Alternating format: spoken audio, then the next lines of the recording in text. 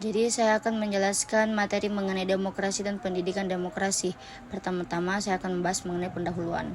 Demokrasi bukanlah suatu pola pikir atau perilaku politik semata, melainkan untuk berperannya masyarakat dan negara untuk membangun sistem kehidupan yang sejahtera dan terciptanya keadilan baik secara sosial, ekonomi, budaya, maupun politik.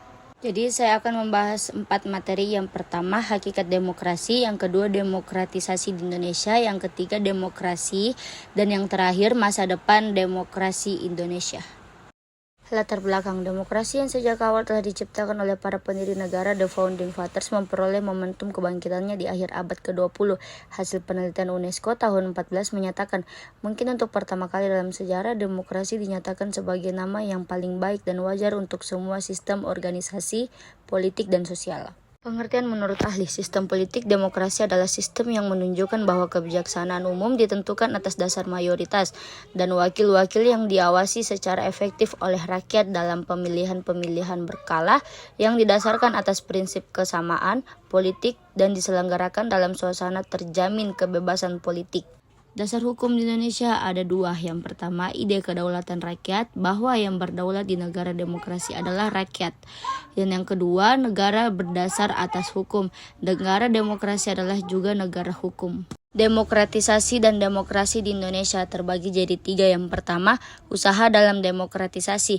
Dengan adanya demokratisasi ini, rakyat dalam bernegara dapat bebas untuk melakukan berbagai kegiatan di negaranya dengan bebas berpendapat dan pluralisme yang berkembang dalam negara tersebut. Dalam usaha mendemoralisasikan, sejauh ini Indonesia sendiri memiliki 4 pilar demokrasi, yaitu eksekutif, yudikatif, legislatif, dan dewan pers. Nah, yang selanjutnya, pendidikan kewarganegaraan sebagai pendidikan demokrasi. Pendidikan demokrasi bertujuan mempersiapkan warga masyarakat berperilaku dan bertindak demokratif melalui aktivitas menanamkan generasi muda akan pengetahuan, kesadaran, dan nilai-nilai demokrasi.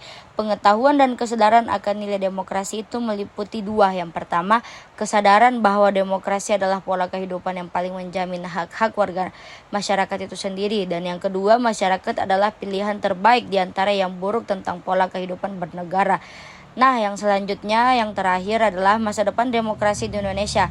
Dalam mewujudkan Indonesia yang berdemokrasi, kita dapat membangunnya dari sekarang, sejalan dengan Indonesia emas dan berdemokrasi di tahun 2045.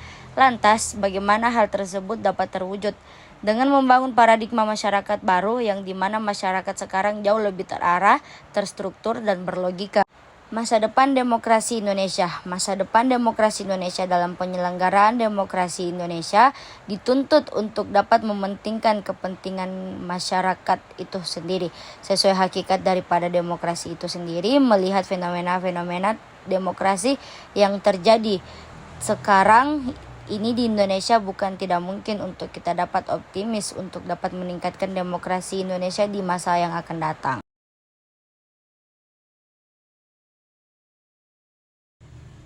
Nah, jadi saya akan membahas mengenai kesimpulan. Kesimpulan tentang hakikat demokrasi. Demokrasi adalah bentuk pemerintahan di mana kekuasaan berada di tangan rakyat. Hakikat demokrasi adalah memberikan hak suara kepada rakyat untuk memilih kepemimpin dan mengambil keputusan yang berkaitan dengan kepentingan bersama. Demokrasi juga menjamin hak asasi manusia, kebebasan pendapat, dan kebebasan berekspresi. Yang kedua, kesimpulan mengenai demokratisi dan demokrasi di Indonesia. Demokratisi adalah proses perubahan menuju sistem pemerintahan yang lebih demokratis.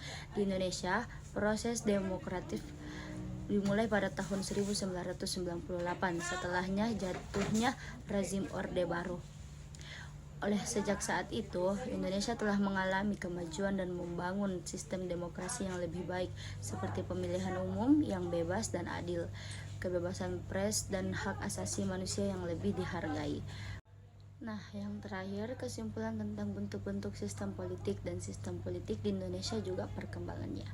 Sejak reformasi, Indonesia telah mengalami kemajuan dalam membangun sistem politik yang lebih baik, seperti pemilihan umum yang bebas dan adil, kebebasan pers, dan hak asasi manusia yang lebih dihargai. Namun, masih ada beberapa tantangan yang harus dihadapi, seperti korupsi, ketidakadilan, dan ketimpangan sosial. Demikian dari saya, kurang dan lebih mohon dimaafkan. Assalamualaikum warahmatullahi wabarakatuh. Bye-bye.